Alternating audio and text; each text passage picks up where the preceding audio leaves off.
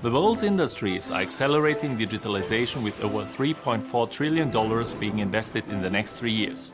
We at BMW strive to be leading edge in automotive digitalization. With NVIDIA Omniverse and AI, we set up new factories faster and produce more efficiently than ever. This results in significant savings for us. It all starts with planning, a complex process in which we need to connect many tools, datasets and specialists around the world. Traditionally, we are limited since data is managed separately in a variety of systems and tools. Today, we've changed all that.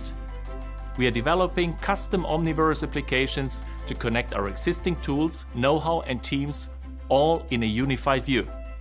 Omniverse is cloud native and cloud agnostic, enabling teams to collaborate across our virtual factories from everywhere. I'm about to join a virtual planning session for Debrecen in Hungary, our new EV factory opening in 2025. Let's jump in. Milan is joining. Hello everyone. Hi Milan, great to see you.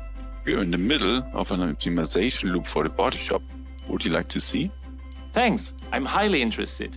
And I'd like to invite a friend. Sure. Hey Milan, good to see you.